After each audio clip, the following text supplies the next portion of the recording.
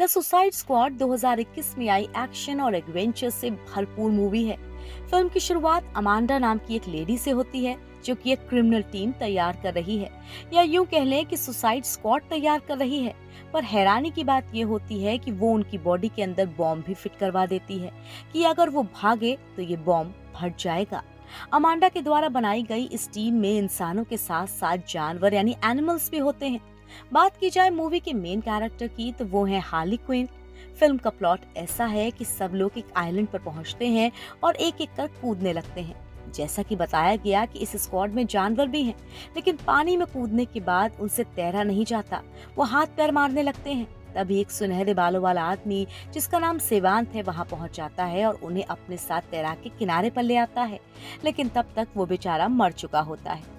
अब बात की जाए कि ये सुसाइड स्क्वाड ग्रुप लड़ने किससे वाला था, तो वो एक खतरनाक आर्मी ग्रुप था। और तभी वहाँ पे ये आर्मी ग्रुप आ जाती है तो ब्लैक गार्ड वहीं पे हाथ ऊपर करके चिल्लाने लगता है।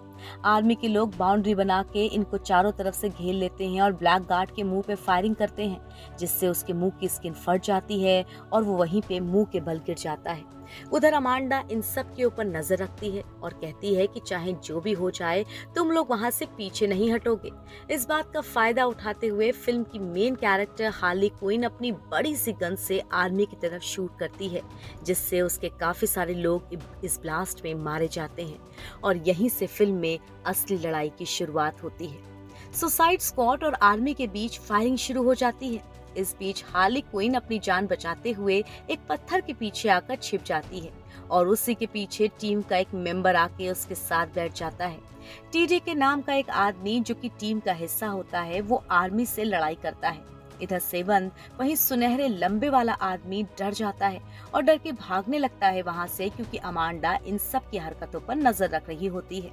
वो सेवांत की बॉडी में इंजेक्ट किए गए बॉम्ब को ब्लास्ट कर देती है। अब कहानी एक नए प्लॉट पे आ जाती है जहां अमांडा का चालाक दिमाग देखने को मिलता है, क्योंकि उसने एक बैकअप टीम भी तैयार करके रखी है। जैसे लगता है कि उसे पता ही था कि उसकी पहली वाली सुसाइड स्क्वाड टीम क्या करने वाली है। अब बात करते हैं दूसरी स्क्वाड टीम की, तो उसमें वो सबसे पहले ब्लड स्पोर्ट को शामिल करती है और उसे ही इस टीम का लीडर बनाती है। दूसरी ओर होता है पीस मेकर। उसके पास ये शक्ति होती है कि वो किसी भी चीज को हथियार में तब्दील कर सकता है। तीसरा होता है किंग शार्क। इसमें इतनी शक्ति होती है कि ये किसी भी चीज को कच्चा चबा सकता है। ये इंसान कम शार्क ज्यादा होता है। एक लड़की होती है कैज़ो जो रैट्स को अपने बस में कर सकती है। कुल मिला के इस स्क्वाड में हर किसी के पास अपनी अपनी एबिलिटी होती है। अमांडा अपने स्क्वाड को एक आइलैंड के बारे में बताती है जहां एक जनरल होता है और लैबोरेटरी होती है। अमांडा चाहती है कि उसके स्क्वाड उस आइलैंड पे जाएं और जनरल के साथ लैबोरेटरी को ढूंढ के उसे नष्ट कर दे। अमांडा साथ ही अपने स्क्वाड को जरूरी बात बताती है कि ऐसा करने से पहले उसे जनरल के राइट हैंड को ढूंढ के मारना होगा जो कि लैब का इंचार्ज है।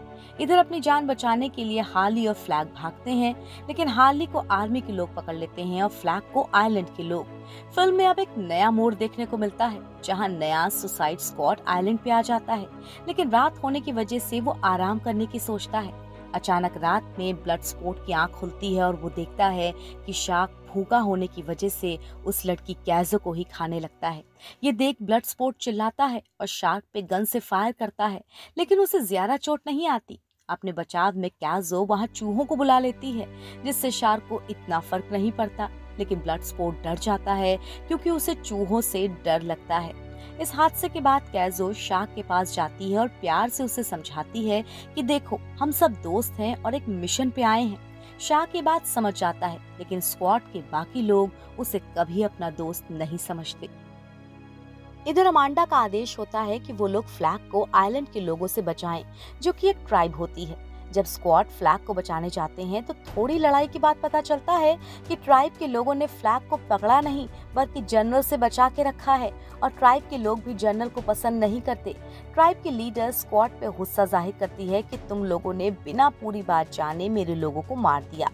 फ्लैग ट्राइब की लीडर को समझाता है कि जाने दो, जब हम दोनों का एक ही मकसद है तो क्यों लड़ना, और वो बहुत मुश्किल से लीडर को मना लेता है। उधर हार्ली को जनरल के आदमी पकड़ के उसके सामने पेश करते हैं। जनरल हार्ली के सामने एक प्रस्ताव रखता है कि तुम मुझसे शादी कर लो, इसके बाद मैं प्रेसिडेंट बन जाऊंगा और इसमें तुम्हारा भी फायदा है। हार्ली लालच में आकर मान जाती है, लेकिन जल्द ही उसे एहसास हो जाता है कि वो गलत कर रही है। फिर एक दिन हार्ली जनरल से मिलने जाती है और उसके दिल पे गोली चला देती है। आर्मी के लोग हार्ली को फिर से कैदी बना लेते हैं। इधर जनरल की मौत हो चुकी होती है। अब फिल्म में एक नए किरदार की एंट्री होती है जिसका नाम है मैथ्यू। वो भी प्रेसिडेंट बनने की इच्छा रखता है।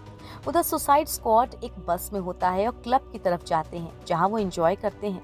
तभी वहां उन्हें एक अजीब सा आदमी दिखता है जिसके अजीब से ही स्पाइक्स होते हैं, और तभी वहां पर आर्मी भी पहुंच जाती है।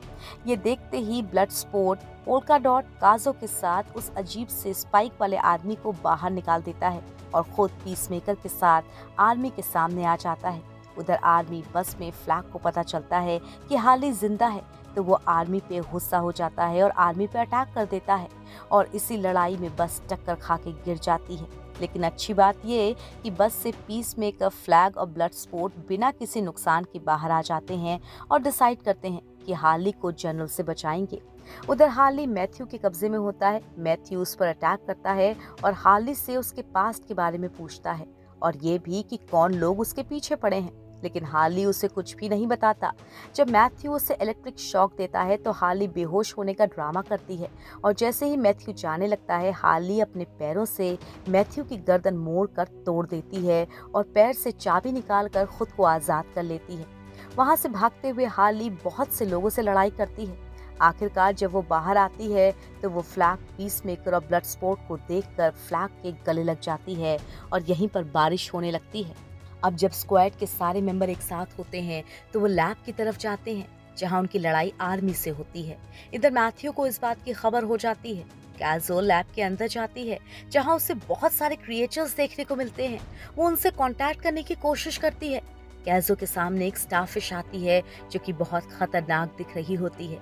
यहाँ अजीब से स्पाइक वाला आदमी उसे बताता है कि ये भी हमारे देश का एक फेल एक्सपेरिमेंट था और इसे इनलीगल एक्सपेरिमेंट के लिए लैब भेज दिया गया। अमांडा को ये सारी बातें पता होती हैं, लेकिन वो इन सारी बातों को कवर करना चाहती थी ताकि हमारा देश बदनाम ना हो। फ्लैग जानकारियों से भरा हार्ड ड्राइव चुरा लेता है, लेकिन इससे पहले कि वो कुछ कर पाए पीसमेकर उसके ऊपर गन पॉइंट ले लेता है। बाहर आर्मी अटैक की वजह से बिल्डिंग गिर जाती है और स्टारफिश का केज भी टूट जाता है, और वो सबसे पहले स्पाइक वाले आदमी को पकड़कर उसकी बॉडी अलग अलग दिशाओं में खींचती है, जिससे उसकी बॉडी इधर उधर हो जाती है। फिर पीसमेकर फ्लैग के पेट में किक मारता है जिससे कि वो उसे हार्ड ड्राइव दे दे, लेकिन पीसमेकर को ऐसा करने के लिए अमांडा ने कहा होता है। पीसमेकर और फ्लैग के बीच लड़ाई होती है जिसमें पीसमेकर फ्लैग के चेस्ट में स्टैब करता है और फ्लैग के हाथ से हार्ड ड्राइव गिर जाती है जिसे कैज़ो उठा लेती है। पीसमेकर गन पॉइंट करके कैज़ो से हार्ड ड्राइव वापस करने को कहता है। इधर हम देखते हैं कि बिल्डिंग में पानी भर जाने की वजह से शार्क बिल्डिंग से बाहर गिर जाता है जहां बाहर आर्मी होती है। वहीं ब्लड स्पोर्ट भी बिल्डिंग से बाहर गिरने वाला होता है, लेकिन तभी हार्ली उसका हाथ पकड़कर उसे ऊपर खींच लेती है। बाहर शार्क आर्मी वालों को कच्चा खाने लगता है। वहीं आर्मी वाले शार्क पर गोली चलाने लगते हैं, लेकिन शार्क ताकतवर होता है, वो फिर से उठकर उन्हें खाने लगता है। लैबोरेटरी भी यहाँ पर डैमेज होने की वजह से गिर जाती है। जान बचाने के लिए हार्ली, पोल्का डॉट और ब्लड स्पोर्ट बचते बचाते बाहर आ जाते हैं। बिल्डिंग किंग शार्क के ऊपर चली जाती है। बिल्डिंग के बाहर निकलते ही पोल्का डॉट और हार्ली बाहर आके खड़े हो जाते हैं। जहां ब्लड स्पोर्ट की बात करें तो बाहर निकलते टाइम उसकी रस्सी ढीली हो जाती है और वो गिर जाती है। सिचुएशन की अगर बात करें तो वो अभी भी वैसी ही होती है। पीसमेकर कैज़ो पे गन पॉइंट किया हुआ होता है हार्ड ड्राइव लेने के लिए। यहाँ गिर के ब्लड स्पोर्ट पीसमेकर के सामने आ जाता है। पीसमेकर और ब्लड स्पोर्ट एक साथ गन से शूट करते हैं, जहाँ ब्लड स्पोर्ट की बुलेट पीसमेकर की बुलेट को चीरते हुए पीसमेकर के चेस्ट में जा लगती है और वो वहीं मर जाता है। कैज़ो रोते हुए ब्लड स्पोर्ट को बताती है कि कैसे स्टारफिश तबाही मचाती है और साथ ही स्टारफिश भी इन्हें ज्वाइन कर लेती है। तभी वहाँ पे मैथ्यू की आर्मी आ जाती है और वो स्क्वाड में हमला करने वाली होती है।